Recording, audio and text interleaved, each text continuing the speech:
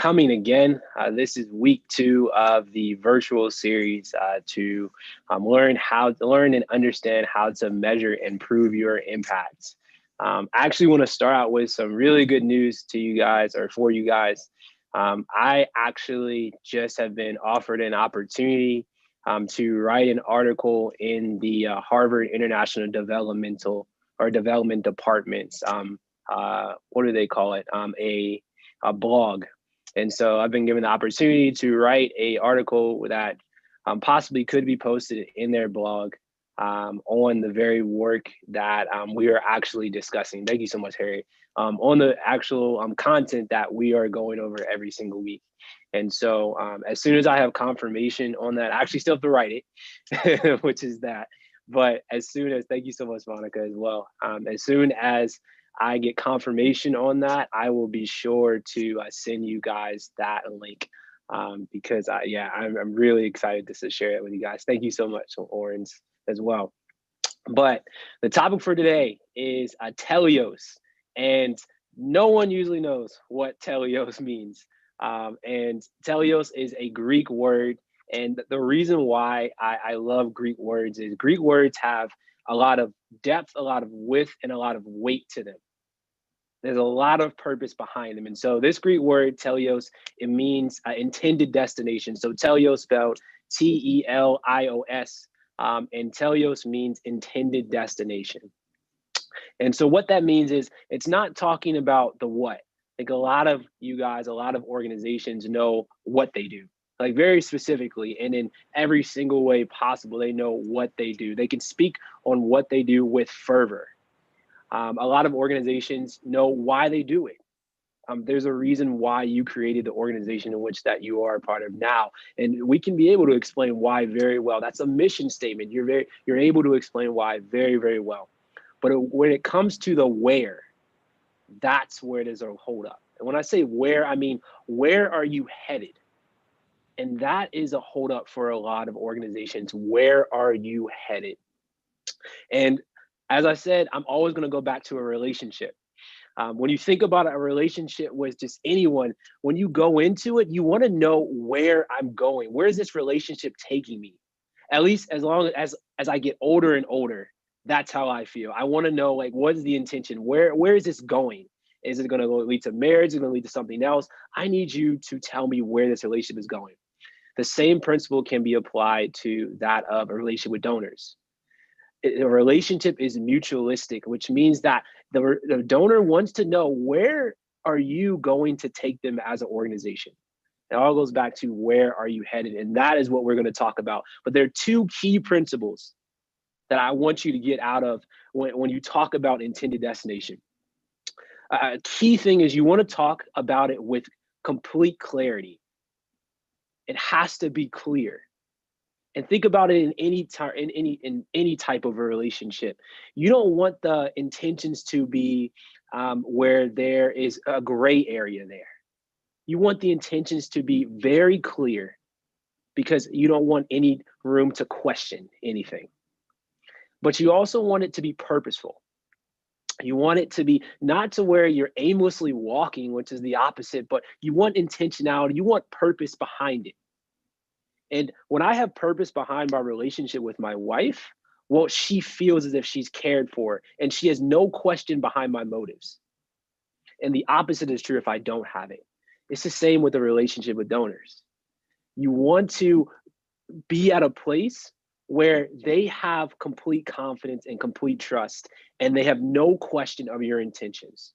No question at all. And that's what we're going to discuss today. And that's why we're going to discuss today about intended destination and where you are headed, or where we all are headed. I think a great question to start with, and a very introspective question to start with, is what impact do you want to have on your community as an organization?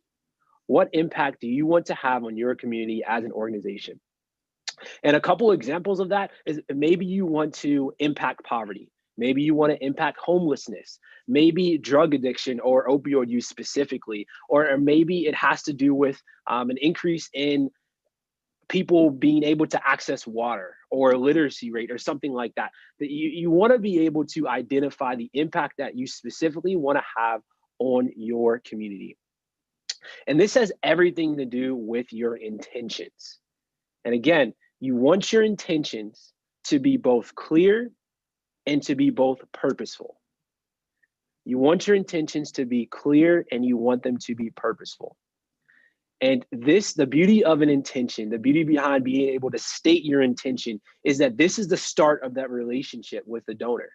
For them to know with complete clarity that this is the intention of the organization in which I'm about to enter a relationship with. This is the intention of your organization. But as you guys know, and I don't have to say this, but I'm going to say it because it's a really important point to point out. We do things, let me actually back up. We do the worst things with the best intentions sometimes. The worst things can come out of the best intentions. And that's why it is so vital that you want the result to line up with your intentions. You want the result to line up with your intentions, or your intentions to line up with your results. You want your means to line up with your ends.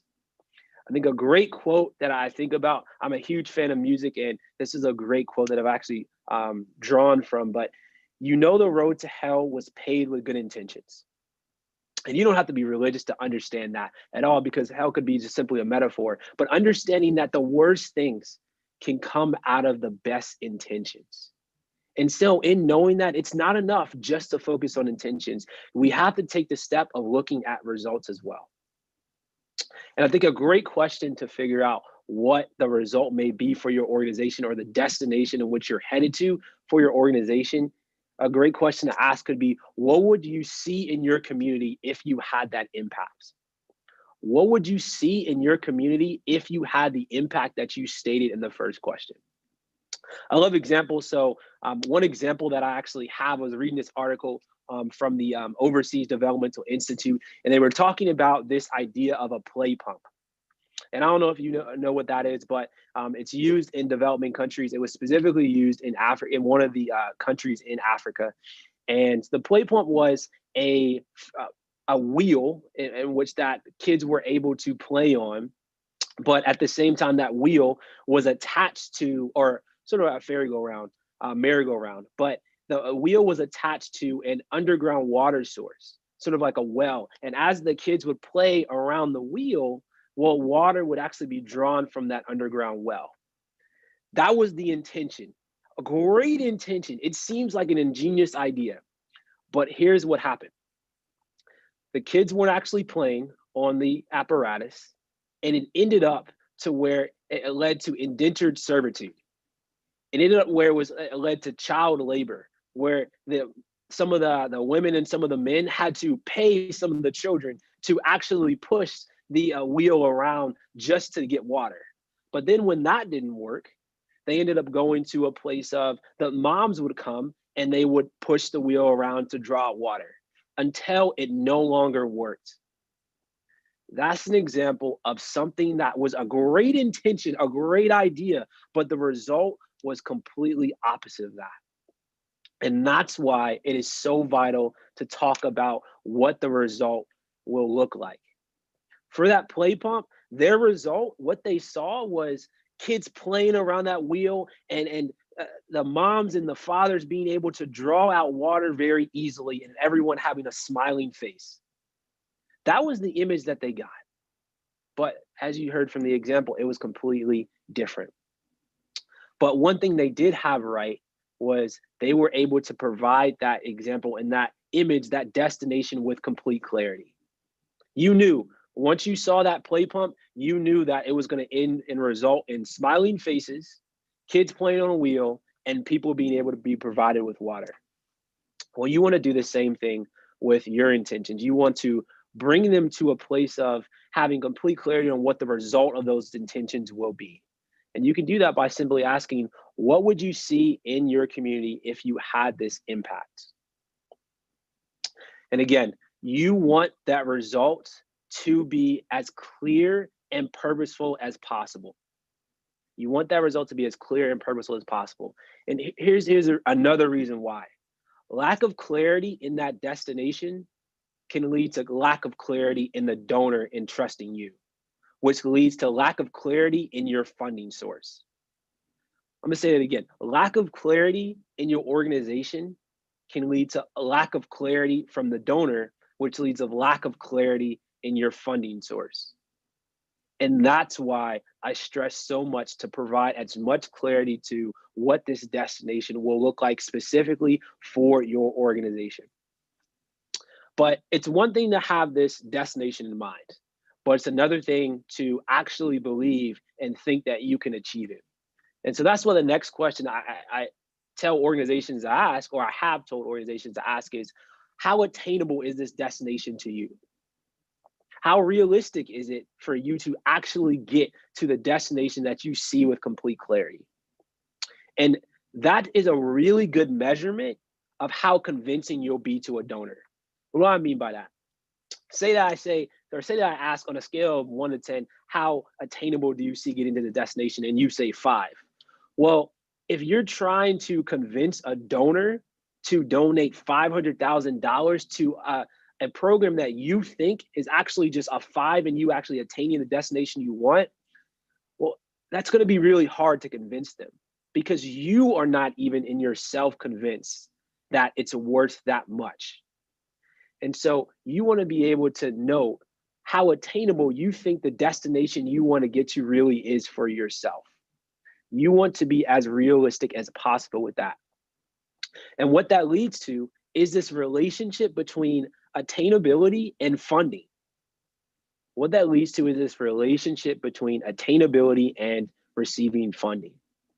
What happens is you'll notice a correlation that's there. I'm not going to necessarily a direct correlation because there's other factors that we'll talk about in other sessions, but this is one factor that's at play. And so I'll say there's a correlation that's there where as you start to see your program as more attainable, well, the amount of funding coming to your program probably will increase as well.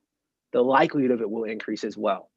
Or the likelihood of you actually getting the attention of that donor will increase as well if you've never been funded by that donor before. So there's a correlation between, a relationship between that of attainability and your funding source. But some of us, so for the organization that I work for, when I asked them this question, they were like, I see it as a 10 because they are visionaries. That's how they think. They are visionaries. I'm more of the, like I said, I'm more of the realist. I'm more of the planner. I'm more of the executioner. But they are more of a visionary, if you will.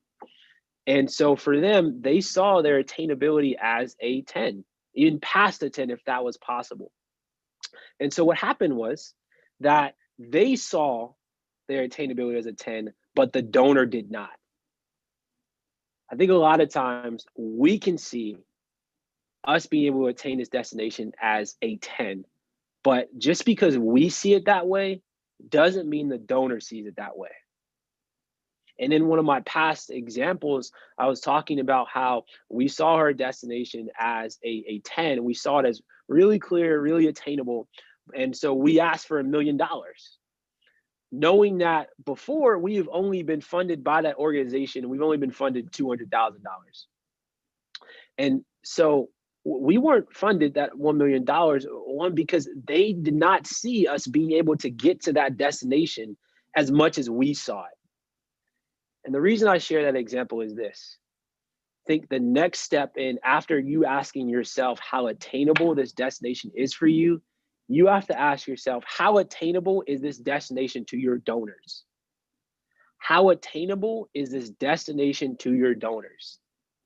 Again, going back to a relationship, it's not about just your perspective. In my relationship with my wife, it's not about just my perspective. It's about her perspective as well. In the same way with donors, it's not about just our perspective. It's about the perspective of donors on us as well, or of us as well. And so I think a great question to ask is, how attainable is this destination to your donors? I think there is a huge difference between where we want to head and where we can head. There's a huge difference between where we want to head and where we can head. And that's why you ask those two questions of how attainable is this destination to you and how attainable is this destination to your donors? Because you may want to head to the destination you created with complete clarity. You may want to get there, and that's where you see yourself. But you also have to be realistic, and you also have to figure out, what is my step forward? What is my next step? What is my next step after that step to get to the destination that you want to be at? And so all these things are so vital and so intricate and at work when you think about putting yourself in the best position to receive funding from donors. And I think in the same way that you want to look at, what does this destination look like in the beginning, that result, you also want to ask yourself, what does this attainable destination look like? What does this attainable destination look like? And if you can't tell now, I'm really huge into questions, and questions really draw out a lot. And that's why I love questions. But say the question again, what does your attainable destination look like? A great example is I'm working and assisting, consulting for this organization in Philadelphia called One Day at a Time. And one of their goals, or actually one of their destinations, and sort of to explain the vivid image that you get, or they explain to me, is to where right now there are a lot of people in North Philadelphia, specifically in the Kensington area, that when you go out on the street, you see a lot of syringes on the ground. You see a lot of people that are injecting themselves. As you walk around, you see a lot of people that are falling out and passed out, and you see a lot of ambulances. That's what you see right now. Their image is the streets being clean where there are no syringes around. All the gentlemen and all the women that are currently injecting themselves, there is no one on the street that's injecting themselves. All the people that were doing that now have housing and have a job, and they're not on the street as much as they were before. And you don't see people falling out. You see people actually actively being involved in the community. That is their intended destination, what it looks like. But what we looked at was that is not, they don't see that as attainable right now. And so what does their attainable destination look like now? Well, theirs is bringing in all the people they can into their housing program. And once they get into their housing program, within a year, being able to provide them with jobs, but also being able to set them up for financial success to be able to have their own housing. That's what they see as attainable now. And that's what they started to do. And that's what I was able to measure. And so it was awesome for them to be able to do this practical and do this practice in the beginning, for them to actually meet that attainable destination. And so what happens now is they take that destination and say, okay, now where can we go from now to get, where can we go from here to get to that next destination, also that ultimate destination that they created in the beginning. And so that is just an example to share of what that attainable destination could look like specifically for your organization. And all this ties into, where is your relationship headed? Where is this relationship headed? Where is this relationship with your donor specifically headed? And you want to provide not only the what, not only the why, but you want to go above and beyond and provide with complete clarity and with purposefulness. Provide, this is where this relationship is going. And so that is the conclusion of this session. And hopefully you guys got a lot out of it. But now we're going to open it up for Q&A. So if you want to put the any questions in the chat, or if you want to just come on video or just unmute yourself, I'm open to questions now.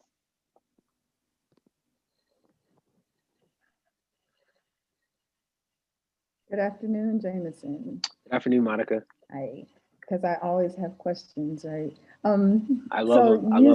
You said that there were two key principles about knowing. I think well, I got the first one as to speak with complete clarity. And is there a second one, or did I just lump it all together? No, excuse me. The second one is purposefulness. Okay. Alrighty. That's cool. Okay. Thank you. No problem. Yeah, excuse me if I didn't say that enough. I apologize.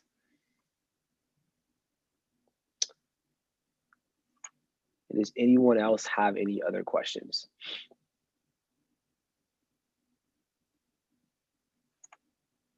And I will follow through. And I always send up a follow-up email. And so this is recorded. And so I will make sure to send it to your emails following the session. So you will have this for review as well.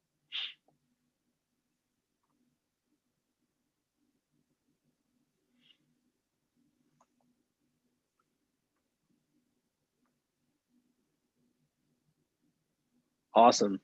Well, if there are no further questions, guys, thank you so much for coming again. Again, I will send that follow-up email. And if you need any more just individual just support, please just schedule a free consultation on focusgrants.org.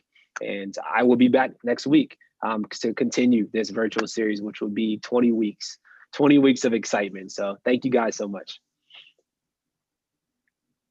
Take care, guys.